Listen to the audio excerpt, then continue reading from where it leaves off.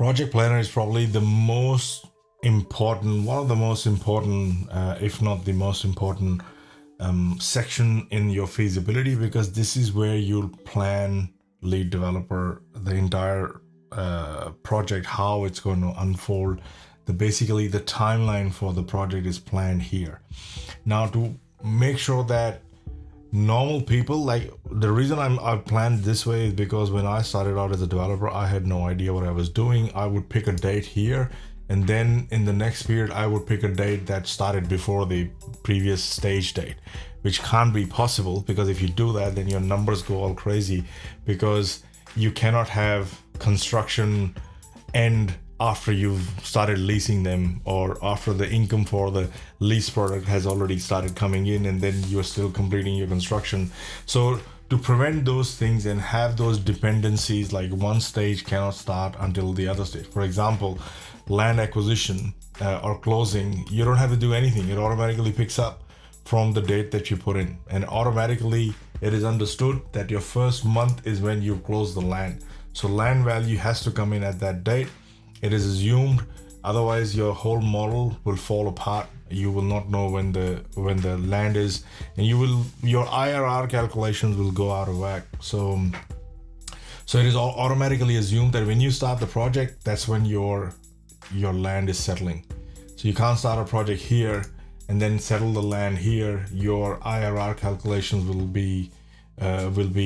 not be correct. So so it already assumes that. Now, whether or not you have a land acquisition loan that comes in, that is up to you. So you can say, hey, I do have a land acquisition loan because my plan is to settle on the land, then it'll take me 14 months. I'm going to lease the property. During that period, I'm going to lease the property out, which is the interim income, and I'm going to enjoy the rent coming in from it until this point. That's when I will start my all my development costs for permitting and everything will start kicking up here. So you'll see that your construction period and things like that, you can start selecting at this point. And you can go in, basically your construction period is after you'll see that this is automatically, if I double click on this, it is dependent upon you closing the land, not your interim income. So again, this is an orange cell. That basically means it shows you that either land closing or land acquisition loan, it is dependent on either of the two. And you can go and change that. It'll automatically get picked up from the following month. But you can go and say, hey, it's not happening in April, it's happening in March. And I can do that very easily. But if I do that, then that cell is going to turn blue, because that is no longer dependent. That means I have changed it, and it'll always be like that. But all this is dependent upon is that you can't start construction until you've closed the land, because no bank would lend you money until you own the land for construction. So bank will not lend you money to start construction on a land that you do not own. You know what I mean? So those are the little things. And if you don't have these lock system or check systems in place, when you select your dates and you start projecting your cash flows, everything can go wrong. So those dates are automatically built in. Those little checks are automatically built in here. I can go. So once I do that, it's gone. It is now manual. I can select that manually, or I can select that, hey, I'm gonna finish my land acquisition loan. That means it ends in March 26. So this should actually be April 26. So I can just type APR, and you'll see that it'll come up, and I'll just select April 26 instead. So that means that once my land loan is finished, that's when I will start that. But if I make that as a no, and now I have removed that link from it, so now I have to do it manually. But I'll leave that for yes at this stage. Interim income, yes, I will be leasing it out during that time. Construction period, you can give it the number of months you've got over here. Interim income also, like for example, I might close that in 31st of January, but my interim income may not start until March, so I can change that. And that's when I will start, my income will start coming in. Now, the reason we do that here is because the start date and the end date are the only available time period to you under your interim income section so that you do not make a mistake. So if we go here and I've now made the changes that I wanted to make, I press save and refresh, everything gets changed. And if I, after the syncing is complete, if I was to go back into interim income, my dates that are available here will fall between the two dates that I have just selected in here. So if I can go, you see February is now gone because I had selected March, and then I can say, hey, it'll start there and end there. And I just have to select when it will, what month do I plan this will start and what month will it end. And if you want to extend that, then you have to extend this date here in the middle so that this gets pushed out. You press save and refresh and it gets pushed out to all the different sheets. Now you have residential units to be sold. You only use these two sheets, which we discussed earlier, which is sheet number 5 and number 6 here.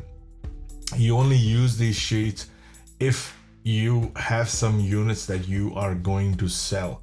Now this allows you to do both, a bit of both, like somebody who's developing 12 townhouses, and happens all the time for medium-sized developers. Like for example, I did a project many years ago. We developed 12 townhouses, and we were 4 different partners, and we kept 4 units for ourselves, and then sold the 8 of them, and those 4 units were then leased out and started giving us income. So you can do that here, but at the same time you have to remember the proportion of cost based on that, and that we will get into, because you have to tackle the GST on it.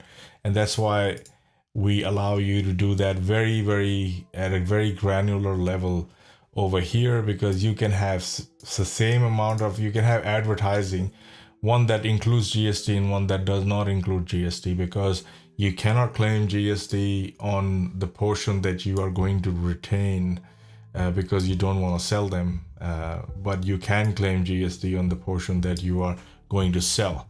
So and check all these things with your accountant, because we've designed this totally fluid so that you decide what you want to do and the portion of GST that you want to claim and not want to claim. So this allows you to do all those things.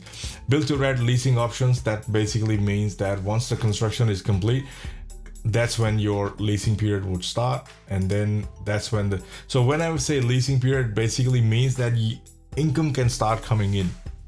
Now you might start pre-leasing it, but no one's gonna pay you the rent until you have an occupancy permit, like you have an occupancy permit. And that's what the end of construction period marks. That means that the property is now livable, and that's when you can receive rent. So somebody might give a deposit and say this is my bond or whatever, and the bond also can't come in like 6 months before the property is available. So any income that you want to allocate to it can only happen after the construction period is complete, which is assuming that the occupancy certificate is in place.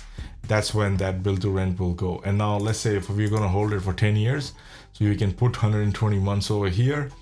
Stabilized years is used to figure out, because if you look at our pro forma, we have 3 different reporting systems. We have a stabilized year, we have first 12 months of leasing, we have reversion T-12. That means if you are going to sell it in December 25, we look at T-12, which is trailing 12 months up to December 25.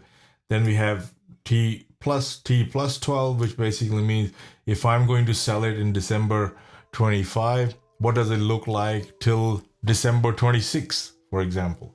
And then we also have the whole average out for the entire project duration. So we split that pro forma in so many different levels, so you can have a look at it. So you can say once the leasing starts, so this is where it is, the stabilized year will be July 29. So what you're saying is that once the leasing starts, I'm adding 24 months to it. You can also add 36 months to it. And that's how this section would work. And it will then take 36 months after when your leasing starts. That basically stabilized period means whether you've got 100% occupancy or 89% occupancy, 80% occupancy, things like that, where you have achieved the optimum occupancy level for the building or for your development.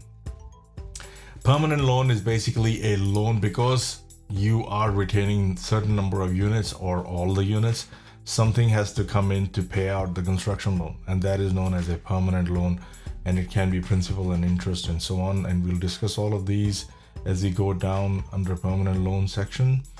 And you basically select this is when it is, and that's when this would kick in. So usually if you'll see that this is dependent upon the stabilized year, and based on the stabilized year, that's when the permanent loan usually kicks in.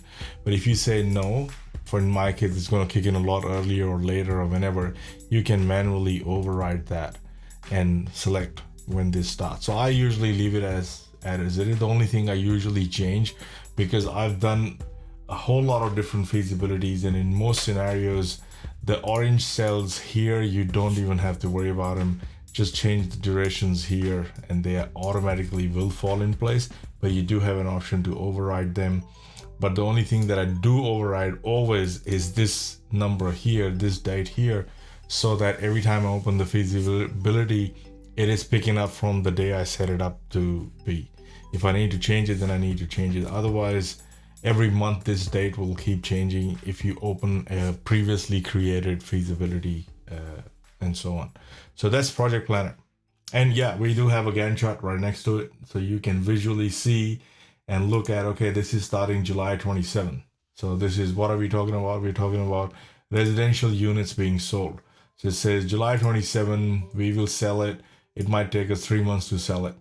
If I change that to 4 months or 5 months, this will change. If I change that to 6 months, it'll change. If I press save and refresh, these dates will update, and so will the Gantt chart, so that I can see visually where everything is falling at, or where everything is going to be. Now, everything up until all the costs are, we use a shade of blue, then we use the shade of green for where the money is coming in. For leasing, we use pink. For orange is for debt, which is where your land acquisition loan came in. And if I do have a permanent loan, that starts in once the stabilized year. So this is my stabilized year. So darker pink is my leasing stuff, which is leasing stuff is now stabilized. That's when my permanent loan is starting, and then it will go right till the end of when I have the project. So if I have 24, then this will go all the way to 24 automatically. So I spend a lot of time making sure that these dates kind of lock each other out and minimize your chances of selecting a date accidentally, which is not right or doesn't fall in the period or fall outside of the dependency and so on. So that is why this is in place, so that anybody can do this.